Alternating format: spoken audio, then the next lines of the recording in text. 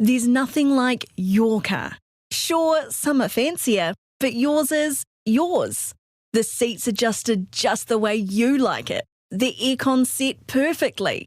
At Hertz, we can't provide your car, but we can provide a great range, convenient locations and smooth service, plus 15% off the base rate for AA members. Think of Hertz as your car away from car. Visit hertz.co.nz/AA and book now. T's and C's apply.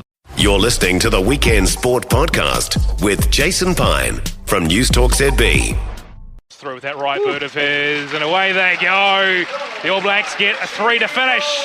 Japan go down swinging, and this one 38-31. What a test match we have seen. Yeah, that was 2 years ago, the last time the All Blacks played Japan. It's their 10th test match of this year, 10-7 tonight. The first of 5 tests in 5 weeks to end the year. Much tougher assignments ahead. England at Twickenham, Ireland in Dublin, France in Paris across 3 consecutive weekends before Italy in Rome to wrap Scott Robertson's first year in charge. Let's bring in 34-test, 72-game All Blacks number 8 and astute rugby analyst Murray Mexted. Murray, great to get the chance to chat to you. In general terms, first of all, what have you made of the All Blacks' performances so far in 2024? Well, firstly, good afternoon. How are you?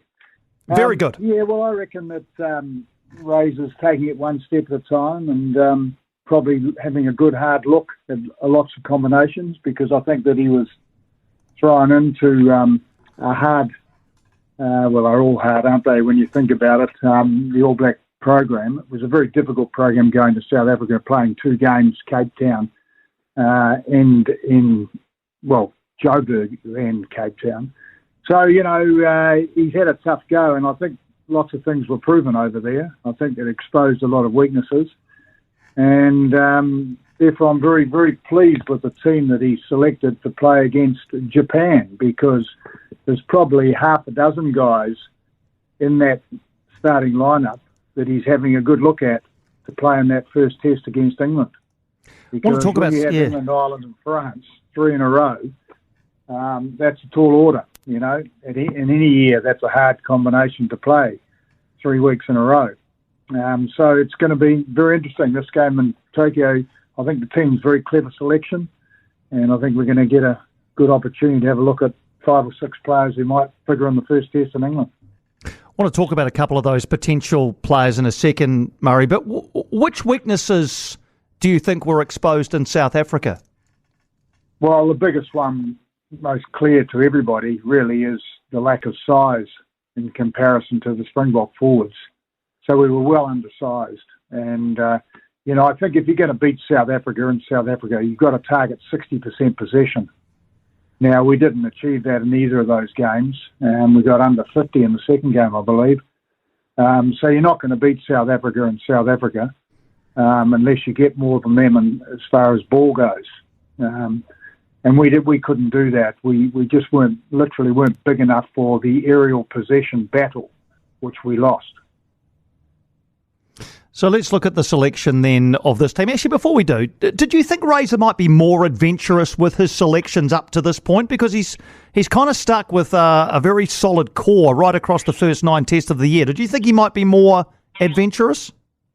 No, I don't. I think that I think he's a very good coach, and he's a proven coach, which a lot of people are forgetting.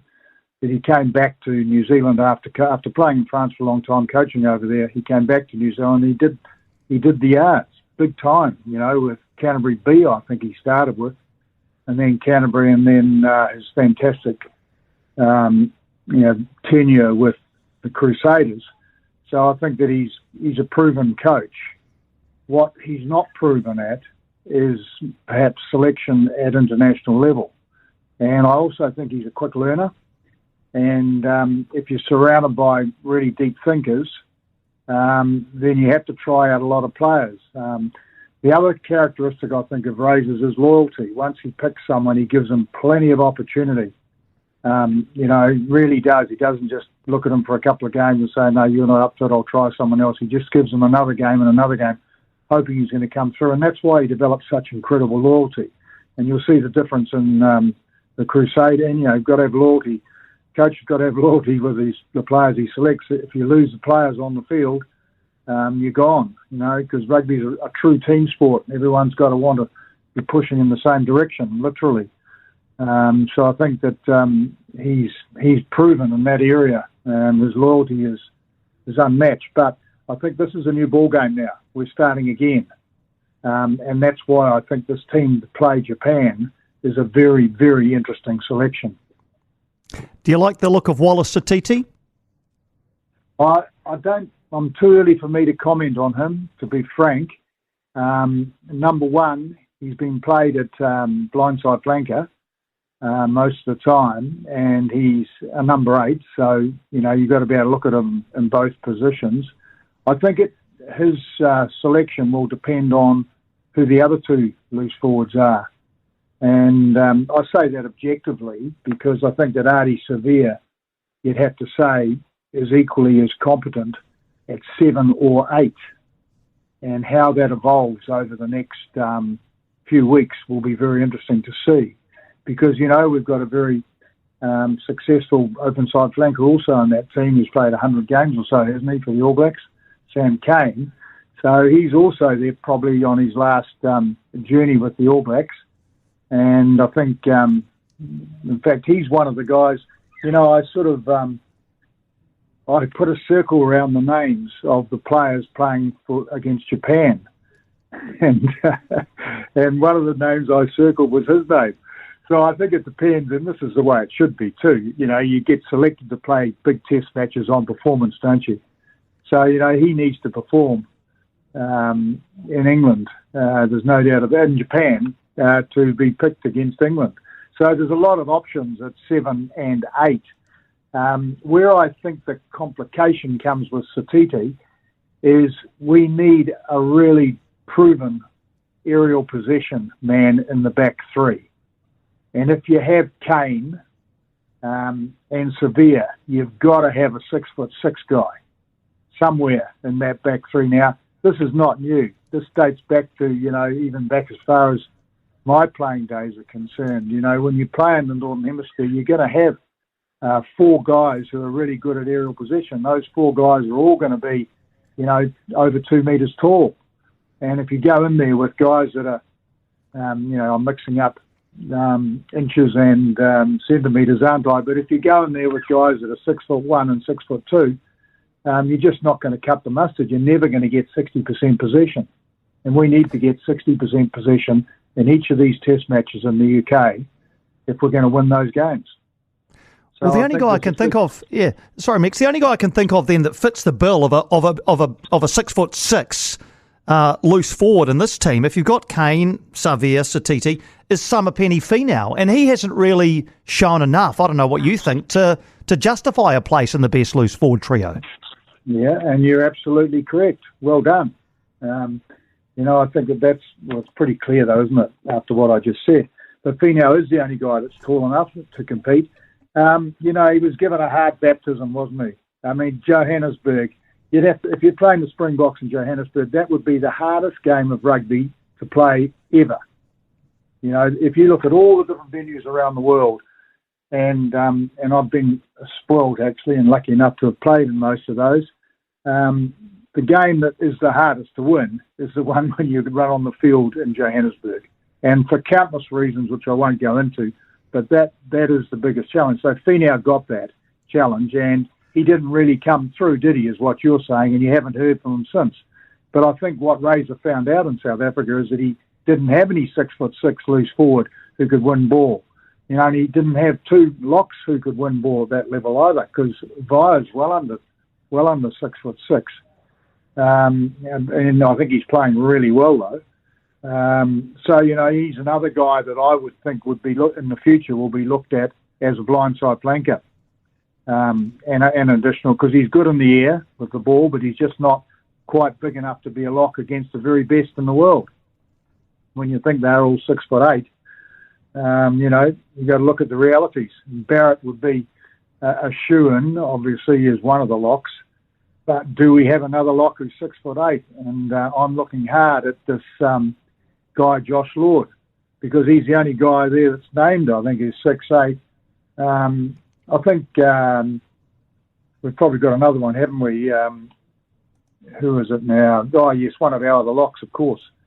We've got two guys going on this tour that are 6'7" or 6'8".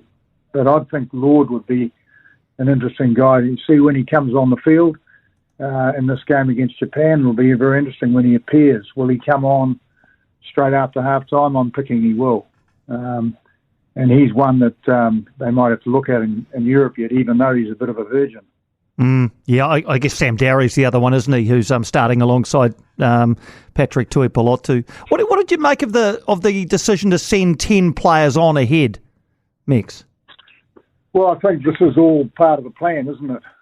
Clearly part of the plan. And when I look at the team that they're playing, it's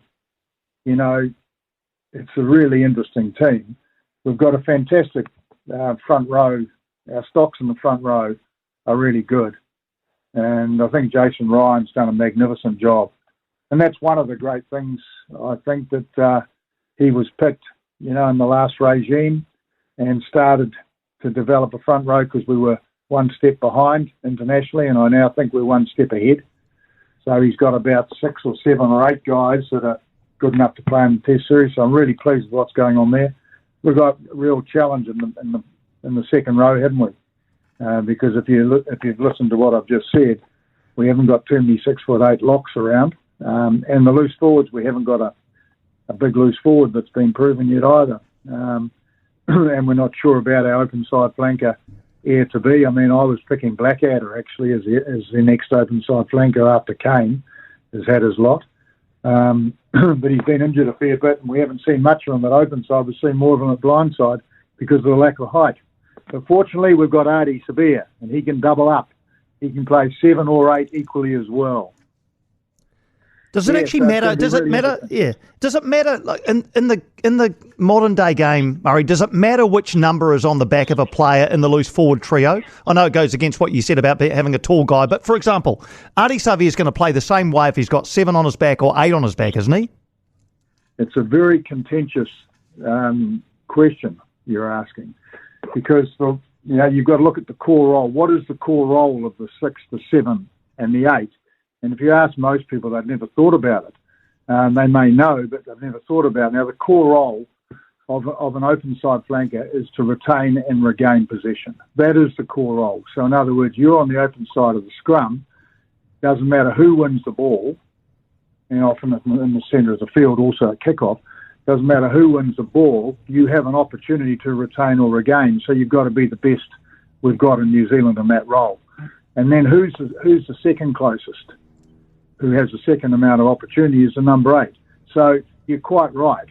7 and 8 both have a mission, and their core role is to retain and regain.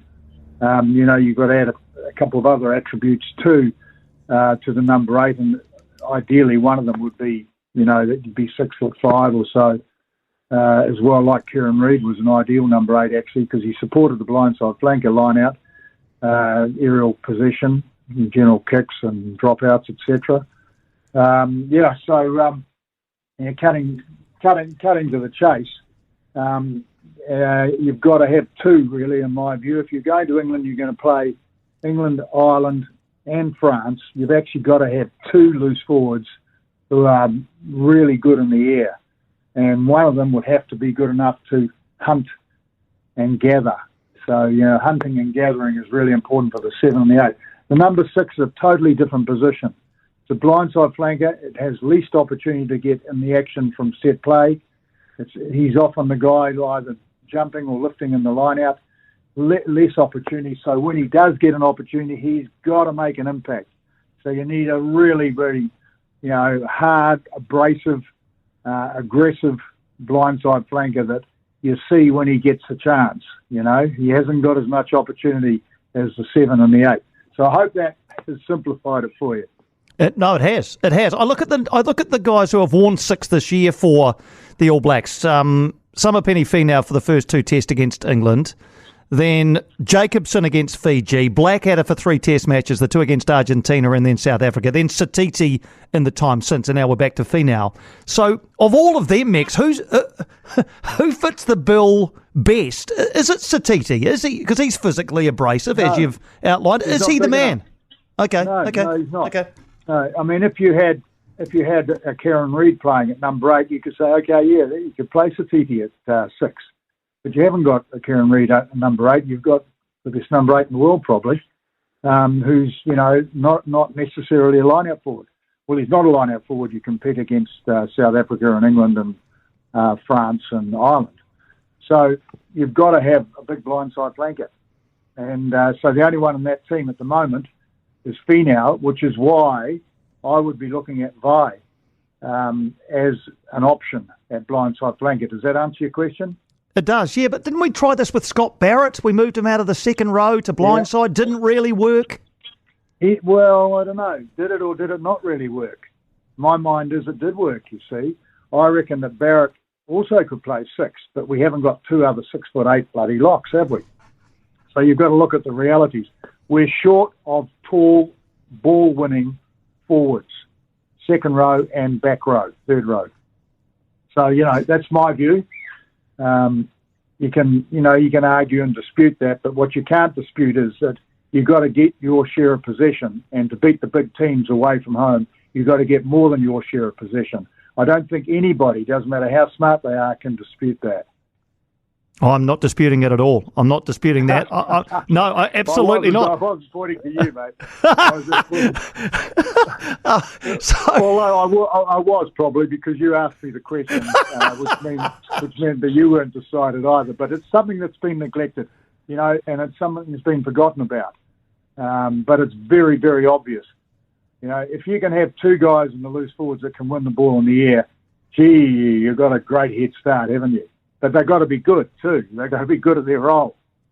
So Satiti fits in the same category really as Severe. They're in that same, and Kane to a lesser extent, because I think Kane is an out-and-out open side, nothing else. So, Severe and Satiti, I think, are in the same category. Same size, not big enough to compete in the air for aerial possession against guys who are 6'6" to 6'8". So that's a real dilemma at the moment, and I think that's why Finau is playing against Japan. Murray, it's always interesting, very interesting, instructive chatting to you. Thanks for taking our call and being so generous with your time, mate. Really appreciate it. No problem. See you later. See you later, Murray. Murray Mexted with, as always, interesting views on the state of rugby. For more from Weekend Sport with Jason Pine, listen live to News Talk ZB weekends from midday or follow the podcast on iHeartRadio. In business, you need partners you can trust. NZI Insurance has been earning that trust by helping Kiwi businesses to grow and succeed for 165 years. If you're not insured with NZI, ask your broker why not.